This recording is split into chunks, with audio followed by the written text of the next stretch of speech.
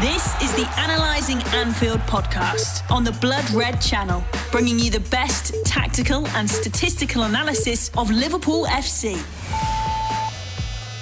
Hello everybody and welcome to this week's episode of Analysing Anfield. I'm Josh Williams and I'm joined by the original man of the show, Kristian Walsh. How are you doing, mate? I'm not too bad. You just said before the camera started rolling that you're going to call me the super sub. Well, I was going to get to that, wasn't I? Oh, I've ruined it. You've completely ruined it already, but how do you feel? I'm alright. I feel like Divock Origi. Yeah, well, David's living up in America this week, so obviously you've got you standing in. Hopefully performance to a greater level than our usual man. I don't know about greater. As long as I'm just filling in the gaps, that's fine. Yeah, the stopgap, yeah. Jimmy Milner. Anyway, we're desperately trying to fill time this week with obviously the whole winter break thing that the Premier League are calling it. Last week we addressed the Southampton match, Liverpool's overperformance and the Player of the Year debate that seems to be going on. This week we can actually look ahead to two matches. Got no one to review at the moment, but we're looking ahead to Norwich, and strangely it feels, for me at least, Atletico Madrid seems to have came around quickly. I don't know about you. Yeah, massively. I'll tell you why it is as well. Last season, in the last 16, Liverpool played at Bayern Munich on the last possible game day in the Champions League. It was the last game to be played, and this time it's the first one. So whereas you're in Munich in mid-March, this time you're in Madrid, and it's absolutely freezing. Speaking of being in Madrid, are you actually going? Or? I am going, yeah. Yeah. I am. I've got a flight from... The stadium's really good. Yeah, it's a cracking stadium. Great. I'm on an 8 o'clock flight from Gatwick on Monday morning. It's just going to be amazing. Nightmare. Amazing. Let's hope the storms have passed by then. Don't say that. I'm a nervous flyer. So anyway, we'll start with Norwich. So, obviously, bottom of the league. And for me, they're probably the only team so far that they're officially down, as far as I'm concerned. But obviously this show's about performance as much as it is about results. And I think once you actually delve into Norwich's numbers, they're maybe not as bad as they actually look on the table. I think it's relatively undeserved to an extent. I don't think they're the worst coached team in the league. And I think that's backed up by the numbers. I'm not sure it's backed up by the eye test. What would you say? Yeah, I agree. It feels to me, you look at the numbers and you look at the way Norwich play, it just feels to me as if you can be as much of a solid or a sort of a well-coached team as you want, but I think we've said this before, you can only be as strong as your weakest link sometimes, and it feels like there's a fair few weak links in that team. And 85 minutes of a strong performance can be let down with 5 minutes of underperformance, if you will. Whether that's an error at the back, whether that's as we'll move on to poor form in front of goal. They're quite nice to watch. Obviously, I think they caught the eye when they beat Manchester City 3-2, and they did so in a really expansive way. Pressing high. I think they actually caught the eye when they got beat 4. Well, yeah, that's fair. The first game of the season, people took note, I think. Yeah, I think people were actually, if I remember rightly from that, it was the first game, it was on the Friday night, wasn't it? And I think people were slightly concerned for Liverpool because of how many times Norwich kind of got in behind them and enjoyed the ball when they had it. Obviously, Liverpool were nowhere near at full speed or full strength for various reasons. But there are players there who at the start of the season, it almost felt like Norwich could have been the Sheffield United. It felt like you had Pukki, you had Cantwell, you had a couple of the defenders, Buendia. We'll talk about these players in a bit, but it felt like they might be the ones who could spring a bit of a surprise. The charismatic manager who clearly knew what he was doing. But it just hasn't really worked out like that. Both because I don't think, as a collective and a team, they're good enough, individually, and also because ultimately they've had a little bit of misfortune at both ends of the pitch.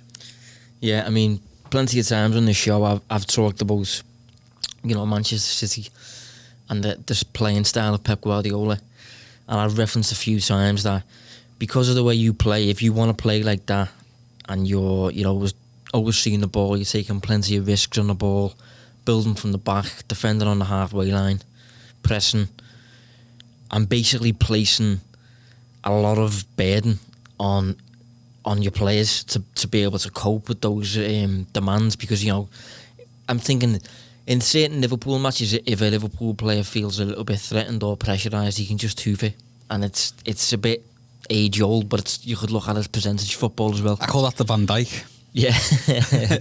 He's got one a game in him, hasn't he? Yeah, but it's for me it's percentage football, and I think it's no surprise that City have struggled the first year under Guardiola and struggling this year under Guardiola. Not overall in terms of the numbers, but one mistake when you're playing with that brand of football usually results in a big chance materialising. And I think Norwich is similar, albeit with worse players, hence why they're playing the way they are. So the numbers generally, you'd say, are okay, which we'll get to, but the results are terrible, and it's because the players in certain moments. There's been plenty of matches this season where you're watching Soccer Saturday or whatever it may be, and there'll be players in Norwich, and then at the end of the match they've conceded 3. Yeah. I'm thinking of Wolves. I think they really dominated Wolves at home, and they ended up getting beat 3-2, I think. Yep. So anyway, we'll go into the numbers. So they're currently 14th in the league for expected goals. So they've got the 14th best attack according to expected goals at least. And in defence, they've got the 15th best XG against. So as I said there, you're looking at about the 14th, 15th best team in terms of how well they're coached and how they're performing between both boxes and stuff like that. But it's because of the mistakes and certain little other things, not putting the ball in the net maybe, which is resulting in your results getting taken a bit of a knock, even though your performances are decent. It just goes to show you, Norwich are actually, according to understand, 4th from bottom. Now obviously they're cut adrift, they are going down, as you say. I think they're the only team who are down at the moment, but they're pretty much dead level with Crystal Palace. Yeah, with a fewer game played. So expected points is that? Expected points, yes. So there's a 12-point difference between them, but ultimately Palace have overperformed by 6 and Norwich have underperformed by 6. It shows you how that can really have an impact, and the fine line you can tread in terms of overperformance and underperformance. I agree in terms of, I feel as if they are good to watch. I feel as if they have a plan and a structure. I feel as if they have an identity under Farke. But ultimately, I think if you're not, I don't think they're physical enough. I think that's a big problem. I'd agree with that, yeah. And I think still, and we'll find this with Liverpool to an absolute insane degree, I think you've got to be good in both boxes, and I think that I think neither can apply at the moment. Yeah, well, I think one of the terms that seems to have become a little bit famous on this show is the concept of an output merchant, and I think they maybe lack output merchants at the business end of the pitch. I don't get me wrong, I rate some of the players, Cantwell, Buendia, Pukki, they're good players, but just those players that are obsessed with just delivering, like Mo Salah, and a player that looks someone who looks a bit more rough around the edges sort of thing when you're watching him, but you look at the end of the season and he scores 25 times. Can I just pivot for a second? What's the difference between them and Sheffield United? Well, I got asked actually by Tom Marshall-Bailey, I doubt he's listening, but if he is, I got asked by him at the start of the season, before the season kicked off, actually, about the 3 promoted teams. And he was, I can't remember his exact view, but I remember saying to him that I think Norwich will struggle and I think Sheffield United will do well.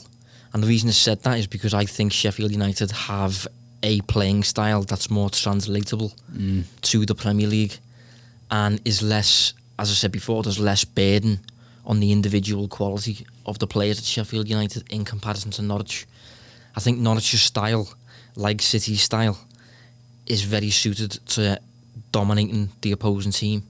They can dominate in the Championship because the players are better on an individual basis. But if you come up to the Premier League and you're facing players that are either at least on the same level as you, if not better than you, you're probably not going to dominate for the whole match. And if you dominate for 80%, the 20% that you don't, you're probably going to concede clear-cut shots, and they tend to find the net. So I'm not surprised by well, I didn't think they'd be 5th, Sheffield United. I think they are 5th, aren't they? I think they are at the moment. So because of the midwinter break, they've got to play the game more than some teams, but they're at the minute they're 5th. Yeah, perhaps I didn't, predict them to do that well. but I did think that they were the team I tipped as most likely to stay up, and I thought Norwich would struggle. So on Sheffield United, just really quickly, I know this isn't the Sheffield United pod, just looking at their expected points, they're only overperforming by 2 points. Yeah, no, they're well with where they are. Yeah, they've deserved everything they've got, and I think they epitomise for me pragmatic but progressive modern football at the same time, similar to Liverpool. A little bit more on Norwich there. So we said they're the 14th for expected goals, but they're actually 17th for goals scored, and the 15th for expected goals against, but they're actually joint bottom for goals conceded with Aston Villa. So overall, they've underperformed in attack and defence by a total of about 15, 16 goals. Again, it's the swing, isn't it? Yeah, I mean, Liverpool have probably overperformed by about that in total. I think they have actually. And that just comes back to, just managing certain situations, the individual quality of your attackers and your defenders. And if you put Alisson Becker in goal for Norwich and maybe Mohamed Salah up front for them, where do you think they're finishing? I think they're finishing much higher, put it that way. Definitely. So I think it's interesting. Likewise, Liverpool wouldn't be top if they had Tim Krul and yeah, in City, Onel Hernandez. It's not happening. And if you look at the actual XG numbers each week, they don't tend to get well beaten very often. No, Norwich. But I think people portray them as, I don't know, I'm trying to think of a team from a promoted team from years gone by who was so fragile that they just got battered every week. Like a Derby or a Sunderland That's one of them teams that just so fragile and stuff like that. But Norwich aren't really that in terms of performances. At least you have to beat them. You know what I mean? It's not just a case of turning up.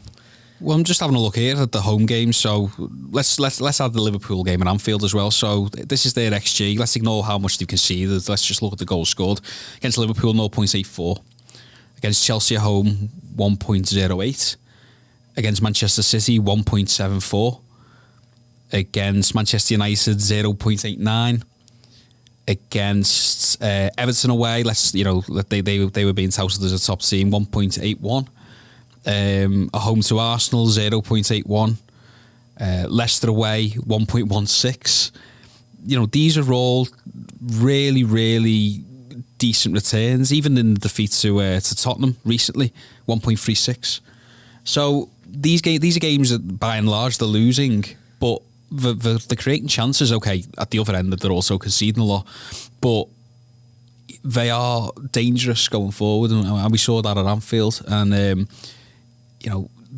we all know about what was going on with City at the start of the season, and the fact that they weren't conceding many chances, but they were conceding really high quality ones. So that you can attest that to that. But at the same time, this isn't a side who just basically will turn up, go into the fetal position and die. It's going to be not actually a difficult game for Liverpool, but there's something about them. I'd rather go to Bournemouth than Norwich. Yeah, I think definitely, yeah. I think what we're getting at is that they're a team that can actually compete on the pitch. You're not just going to walk all over them. Just for a little bit of perspective on the XG recently against the teams that they've faced. So against Newcastle in the most recent match, their XG was 1.5, Newcastle's was 0.8. You'd expect Norwich to win that, but they drew 0-0. That's Newcastle though as well, isn't it? Yeah, yeah, it is. You just talk about overperformance. I know. I looked about that recently. It was like the Da Vinci Code or something. A week earlier, they faced Spurs. The expected goals, 1.8 for Norwich, 1.9 for Spurs. That's a draw, but Spurs win 2-1. And it's just been a case of things like that throughout the season. Is that FB ref? That, yeah. Oh, yeah. I was on understat, but it's a similar sort of story, isn't it? Yeah. It's just a case of them being a decent side, being relatively well coached. I think they've done the right thing, keeping the man in charge. Not just jumping and going and sacking them, trying to get like an Allardyce figure in. I think they'll be healthy in the long term for what they're doing. But they're just a team that, despite being able to compete to a degree, they're not that great at the business ends, both business ends. One thing they do have though, they have players. They have a group of players with what I would deem as high ceilings. plenty of players that I'm sure Premier League teams will be looking at, considering that they're virtually guaranteed to go down now. I do think Norwich have some cash flow problems in terms of not being able to really reject transfer bids that are respectable. I don't think they're in a position to do that. To be honest, I hope that they don't go down a Monaco route and sell literally them all in the same summer. I hope that doesn't happen. But I'm thinking Jamal Lewis, Cantwell, Pookie, Aarons, Godfrey, and I know you're a fan of Emi Buendia. I am. I'd just like to say I remember flagging him on the first day of the season. I think you were still a regular. Yeah, I was. We flagged him as the danger that Liverpool were going to face, and I think he actually got an assist against us. But he's a talent, isn't he? He really, really is. He's the one. If you're going to sort of say who Liverpool should go for, you look at Max Aarons and you go, well, the problem with the fullbacks is that I don't see how they displace Robertson and Trent. For me, Buendia obviously fits a part of the squad that might need filling. He plays on the right hand side. We were talking before we started recording about how he's a little bit of a wild card. He's not necessarily a Liverpool fit in that sense of he maybe defensively isn't the best. Maybe needs a bit of tactical instruction, but he's still only 24, so he can be coached there. And he sort of would fulfil the Shaqiri role, which I think might be coming free in the summer. Just the reason I like him is 0 goals, 7 assists, but that doesn't really tell the story in general.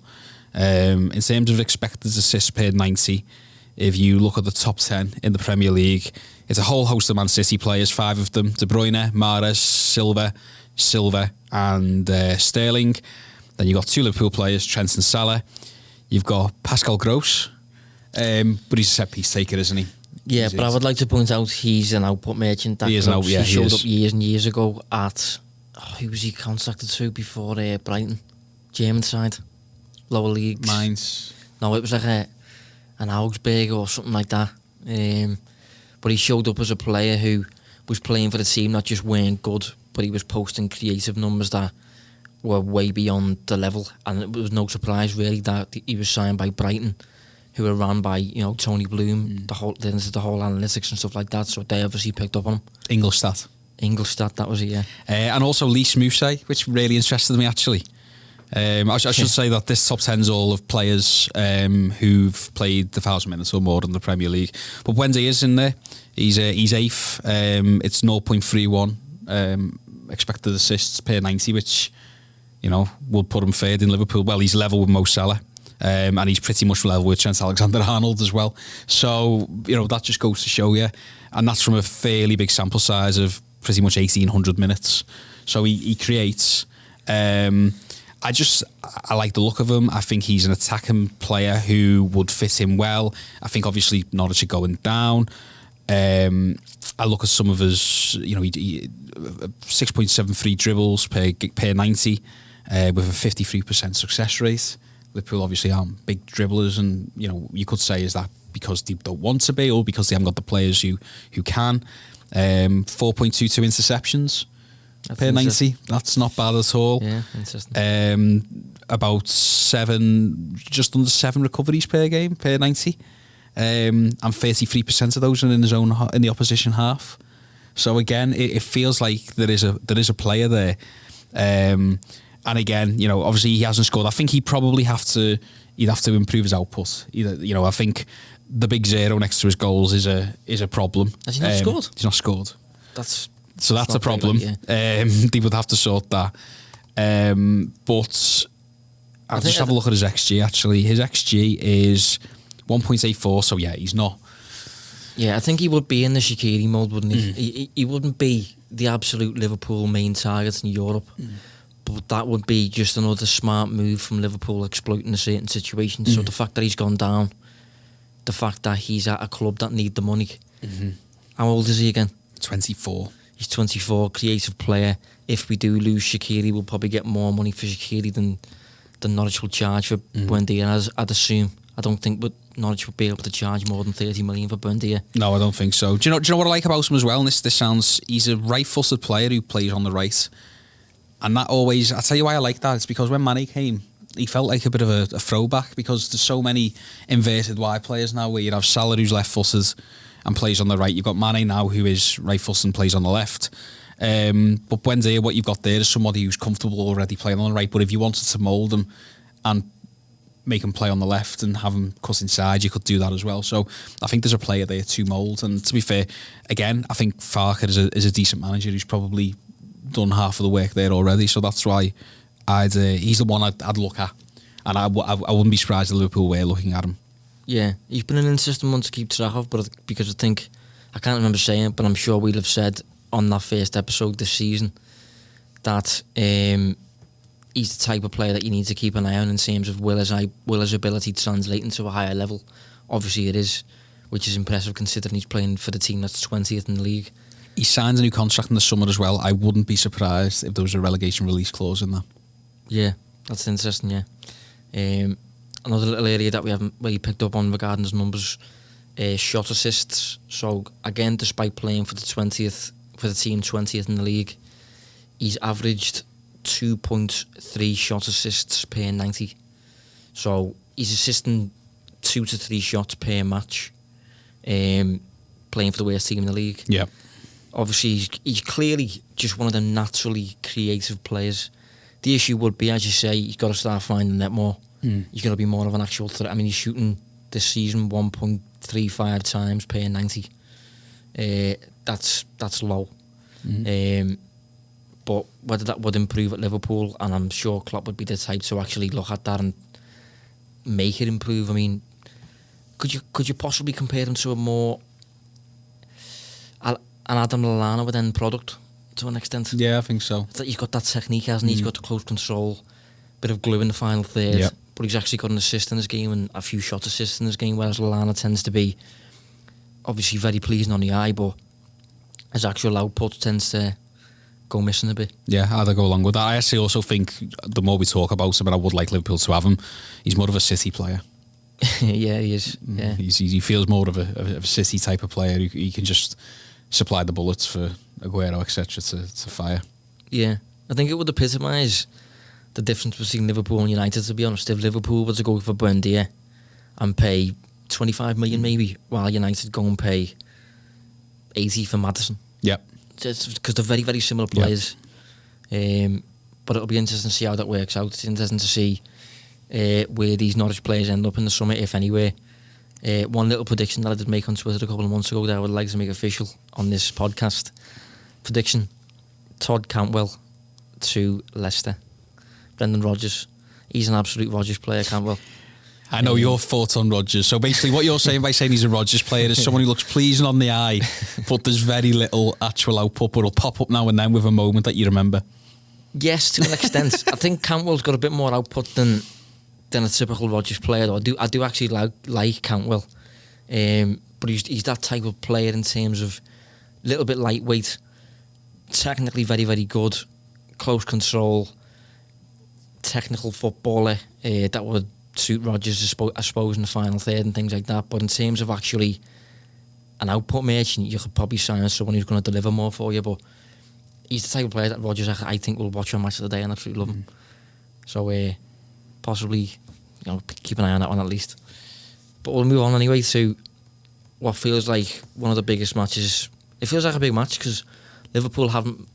It doesn't feel like we've had one for a few months now, considering the league's been.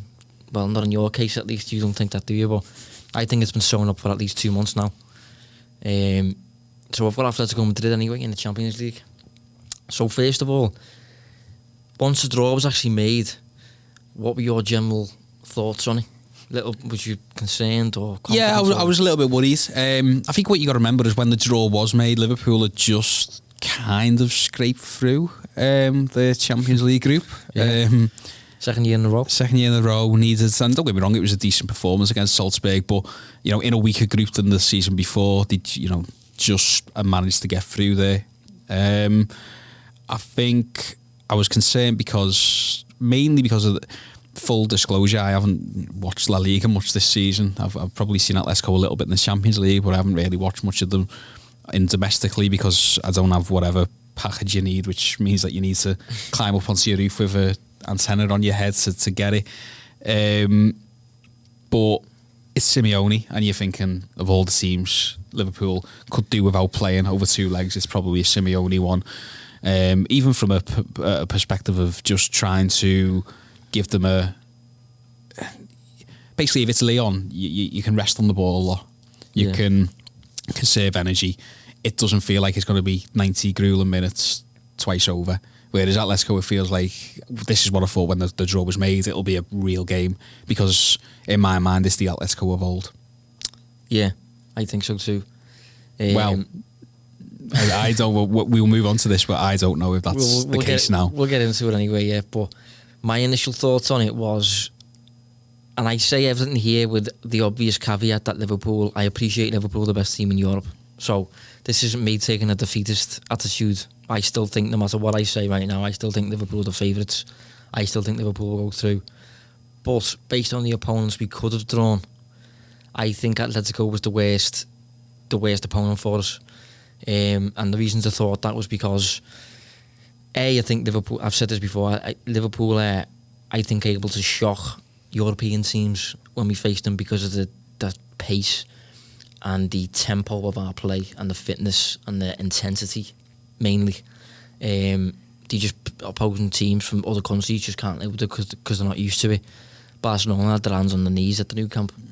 But I think Atletico are one of the few that seem to be able to match that. Simeone's obviously a very intense character, and I think they've got that on their side. I don't think we'll shock them that much in that regard. They're obviously very well coached, very organised, and they have a playing style that to me is suited to European competition, to knockout competition. I think we're unlikely to blow this team away as we have Porto and certain other teams in the past. I think this will be a 180-minute tie, probably at least in comparison to who else we could have faced. But since, has that perception changed at all? How are you viewing it now? You a bit more confident? Yeah, I think Liverpool. You seemed more confident today. Yeah. I think Liverpool will go over there and legitimately give them a C and 2. I don't know how else to put it. I just feel like, again, it's going back to they don't really. We know that they're really defensively good, but I don't think they'll have played a team who move in the patterns and the directions that Liverpool move in. I think they're used to maybe playing against the Barcelona side who largely play the ball in front of them. I think they're probably used to playing against the Real Madrid side who, are what Real Madrid are. And I know that they played Juve twice and, they were close games. They played Barca twice, close games. But I just feel as if they probably haven't faced anybody on this level for a good few years in terms of, probably since they've gone up against Real Madrid in the Champions League. In terms of Europe, I certainly think, and I think Europe is different to a domestic game. I look at their team on paper and I'm not actually, there's no one, I'm not fearful of anyone. And I know we've just been talking about the collective around Norwich, and obviously the collective around Atletico is important. But you look at the team and I don't think I would swap any player on their team for any player on Liverpool's team. And the only other thing as well is that I think they're going to play a 4-4-2 by the looks of things. Yeah. And I just think that formation is prime for Liverpool to gobble them up in the midfield, isolate the fullbacks, and ultimately, see them off. I think I wouldn't be surprised if Klopp went 4-2-3-1 for this actually. Yeah, because I think I really wouldn't be surprised in that sense. The one thing I am interested in as well is that we are going to see Sadio Mane against Kristian Trippier at the Wanda Metropolitano again. I don't think we are. Are we not? I think he's injured. Is he injured? Yeah. Right, well, let's scrap sadly, that. I don't know who the backup is, to be honest. I'll have a look. That brings me on to the point anyway. That would have been really, really fun. Yeah. They have got a lot of injuries as well, actually. I didn't mean to bring that up, but you've they've got a lot of injuries. You just mentioned there about not being fearful of any of their players. They've actually got a number of players out injured at the minute. So currently on the injured treatment table, you have Diego Costa, Jose Jimenez, Kieran Trippier, Santiago Arias, João Felix and Alvaro Morata. And one thing I will say, I agree with what you were saying before, by the way, in terms of they do have a really, really good defence. Very, very good defence, which we will capture in the numbers in a minute. But I agree that defending in Spain is completely different to the defending Liverpool. I agree that Liverpool test you by going behind you, in front of you, round you, whatever it may be, whereas Spanish teams tend to, as you say, do everything in front of you. Spanish teams don't tend to have, fast outlets that are likely to run in behind you and drag you all over the place and things like that. So I agree on that. But yeah, they're currently 4th in La Liga anyway, and I think a lot of people will be inclined to look at that and think that they're an average team. But I do think it's important to actually capture how good their defence is. They've conceded 15 goals at the minute in La Liga in 23 matches. That's bettered only by Real Madrid, who they're probably another team that a lot of people are saying are as good as used to be. But again, Real Madrid are another team that very, very good this season defensively. And funnily enough, I'm just looking at the Madrid derby that took place. I think it was the Copa del Rey, and Carvajal, Varane, Ramos, Mendy. I mean, that's not a bad back four, is it? Yeah, so they're actually a team I'm tipping a little bit this year, Real Madrid. Well, because it's them. Yeah, well, yeah, of course they have, yeah. But I would expect them to have a good tournament again, based on what they're doing this season at least. Just really quickly, and I can't believe they've done this to me, but the right back is the Croatian lad whose name I'm not even going to try and... I'm guessing it begins with a V. Yeah, it's the lad from Sassuolo. Yeah. It's Vishrelko. Yeah, something like that. But in terms of expected goals against, Atletico's defence is the best in Spain. They've been expected to concede 16.8. And if you want to look at the Champions League as well, Champions League numbers, they had the lowest expected goals against from the whole group stage. They were expected to concede over the course of their 6 matches only 3.5 goals. And that was in a group with Juve, Leverkusen and Moscow. Not an easy group, that, to be fair. No, it's not. They're just clearly, definitely still in the mould of what they used to be on the defensive side. Problem is, they can't really attack, can they? They've got Alvaro Morata, and I know that will probably come back and, well, if he's fit, will bite me on the backside. I remember putting not a sizable bet, but I remember backing him for the top goal scorer in his second season at Chelsea because his XG was he underperformed his XG in his first season at Chelsea. I thought, he's getting the chances and he's a good player, he's going to have to start scoring. But if you look at his career, he underperforms in front of goals so much. I have no idea how he's a striker. Yeah, he's weird, isn't he? He's incredible. I don't know how he's moved for so much money on so many occasions when you look at him. So I'm just going to go in on him here. Sorry, just really, really quickly. So since 2014-15, so that's 1, 2, 3, 4, 5, 6, 7 seasons, a couple of half seasons actually, but he's only overperformed his XG twice. How many seasons? 5? So 14-15, 15-16, 16-17, 18-19, 19-20, 20-21, 6 seasons. Okay. He's only overperformed his XG twice. Yeah. I mean, that's how at the minute... What's the full total that he's been expected to score? 60. And he scored... 59. Which isn't actually that bad. But it's not that... Yeah, because he overperformed a lot in his... When he's hot, I suppose. Yeah. The 2 seasons he was hot was Real Madrid 16-17 and Juventus 14-15. Yeah, plus he's probably benefited a lot from substitute appearances there and nicking goals, late in the match when it's open and things like that. The last 3 seasons, basically, he's underperformed by 3 goals, 1.5 goals, 1.5 goals, 3 goals. Okay. But that was a theme that I got throughout. If you look at the strikers and just the team in general, they're all underperforming in front of goal. It's remarkable. What I would say there is, at best, and this is at best, he's an average finisher. And I think if you're facing Liverpool, you don't really tend to get easy chances. You tend to get chances that are from weird angles and you've got players in front of you and things like that. So that doesn't bode well for a player like him. Another thing I'd like to say about Atletico squad in general, you mentioned the players earlier, they haven't got very many at all who are quick, no fast players from what I remember. Lamar, but he doesn't play. Yeah, and if you're a team that face Liverpool and you're from number 1 to 11 slow, that allows Liverpool to basically just pen you in for large periods with the awareness that any ball over the top isn't going to hurt us, because we've got Van Dijk, we've got Gomez and players like that. They've just brought back Carrasco. Oh, he can be quite Carrasco, quick, and he's not really registering yet on any of these metrics. Yeah, no, he is quick. Yeah, but they've only got 3 players really. It's, a bit of a small sample size, but if you ignore those, but they've only got 3 players who are averaging 2 shots or more per 90. Yeah, that's not a lot. It's really not. No, well, I might as well say now, Morata is actually their top scorer in the league. I think this is. I have to double check that, with 7 goals. Then Correa on 4 goals, and then a group of about 5 players on 2 goals. Yeah.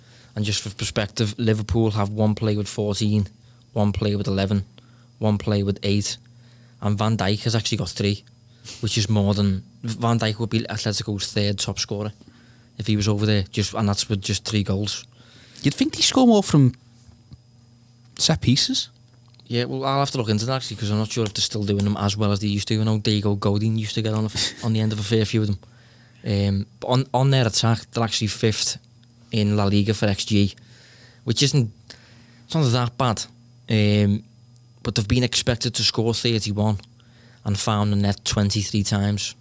So that's an underperformance of about 8 goals. So obviously, even if their attack and play isn't that bad, they can't hit a barn door, really. There was a team earlier in the season, like painted like Watford it was. Watford will come to Liverpool, and I remember saying on the pod, they've got a decent attack, they will create some chances, but they absolutely can't hit the target. Well, what happened? And that's exactly what happened, at Anfield. Just having a look at in the league anyway, Atletico, they scored from 2 corners and 2 set pieces. Yeah. So there's 4 goals, but then again, they've only scored 18 from open play. So yeah, but I think in terms of the Atletico of old, they used to be the type of team that could defend as well as this, but they'd absolutely punish you at the opposite end when they were given a sniff. And I'm not sure they've got that about them anymore. Whether they would if Costa was playing every week, I'm not sure. Miss Griezmann, don't they? They miss Griezmann, yeah. Griezmann took chances, Griezmann scored from set pieces, things like that. For me, they're still overall the 3rd best team in Spain. So Liverpool still facing the 3rd best team in Spain, and we're still facing a team with top 5 defence in Europe, I think, but at the top 5 defence that isn't used to facing a team as adaptable and flexible as Liverpool in terms of the various different ways we can hit you. So it'll be interesting to see how that one goes.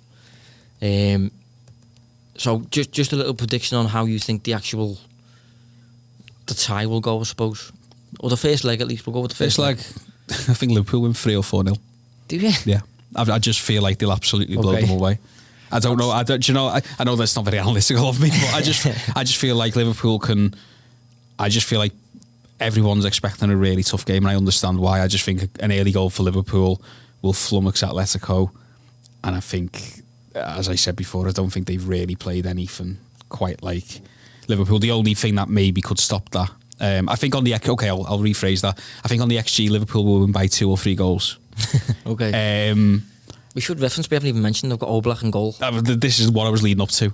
But you can't discount a Jan Oblak masterclass. So that's interesting, actually. I hadn't even thought Oblak against Alisson. Yeah, 2 of the best keepers in the world. For me, the 2 best in the world, yeah. So yeah, XG-wise, Liverpool will batter Atletico. It's just, you might run into Oblak. It's actually quite interesting. Liverpool might get a taste of their own medicine there of meeting a goalkeeper who's almost impenetrable. Yeah, it's difficult because it's just difficult. But I'm going to paint a different picture. I think they paint the picture for me of the type of team that for 180 minutes of the tie, they're going to be in it, in terms of like a goal away or max 2 goals away and that sort of thing. Do you think it's going to be tense at Anfield with 20 to go kind of vibe? Possibly, yeah. You can't obviously account for how poor their finishing is. So if they just can't finish, then obviously it'll be a bit of a different story. But just to provide a bit of context on why I think that, they've played Juventus twice this season, 2-2 draw, and he lost 1-0. They've played Barcelona twice this season, 1-0 loss, and then he won 3-2. and they've faced Real Madrid 3 times this season. They've drew 0-0 twice and they've lost 1-0. Obviously, 1 goal is the max separation in all of those matches there, and they're against top teams. Obviously, I appreciate Liverpool are a bit different, but this is just a team that you never really truly beat in terms of putting them to the sword. So, as good as Liverpool are, I will admit that I'd be surprised if we did that. And I think if I was to paint how they are as a team, if I was to compare them to a Premier League side, I'd say they're a bit of a cross between maybe a Wolves and a Sheffield United type in terms of being really aggressive on your toes, well organised, difficult to break down, but supposed to be at least good on the break. But if you think of Wolves and Sheffield United, would you expect to really demolish them? I wouldn't personally, just because of the nature of the team, the mentality of the side, the intensity, how well they're drilled and stuff like that. I must admit, they're not in good form, Atletico. In the past 4 matches, at least based on XG beneath the surface, they haven't deserved to win any of their past 4 matches in La Liga, and that's against Eibar, Leganes, Real Madrid and Granada. So obviously they're not in good form. Liverpool obviously the better team here, in the better form, more momentum and stuff like that, but I'm just not sure if this will be another one of those where we win it in the first leg. What do you think? No, that's. I mean, I can't say I agree because I've obviously just said that Liverpool will win about 5-0. But yeah, I know exactly what you mean. And what I would also say is that I think Liverpool's chances of going through in this tie, no matter how high they are anyway, in my opinion, it would be better if they were home first.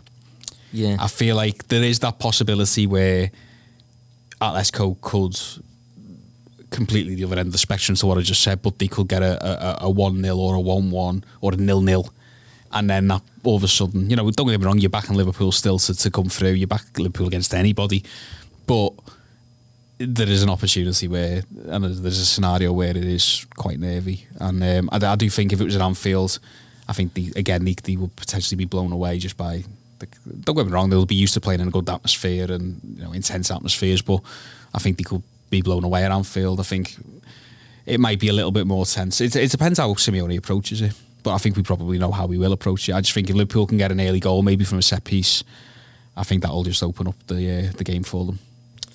Yeah, I mean, I should say that in terms of the way the actual match will go on the pitch, I do think Liverpool will completely dominate for virtually the whole 3-hour period of both ties, both matches, just because of the lack of pace at Atletico and the defensive nature of their game. I think Liverpool will just be able to control the pitch because they've got faster players in every area. They're obviously a very dominant team anyway, Liverpool. So I can see Liverpool dominating completely. But to actually generate what you would deem to be a clear-cut chance against this team, you're probably not going to get many.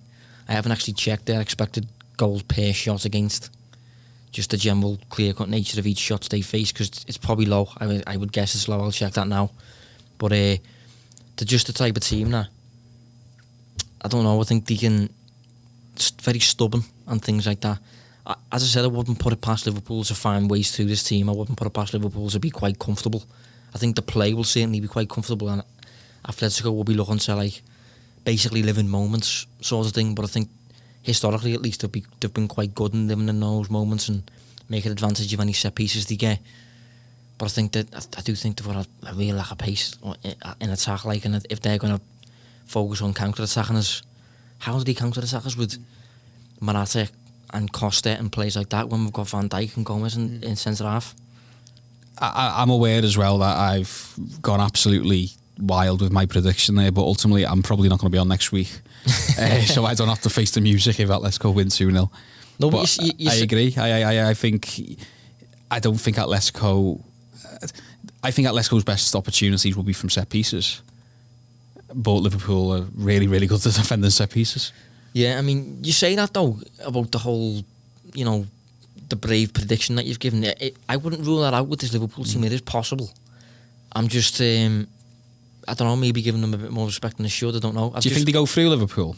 Yeah, I think we go through. Yeah, and I think we could fully go through over both legs without even conceding. But I just don't know if we'll score as many as we used to in these knockout rounds. Like we scored, how many did we score against Porto last season?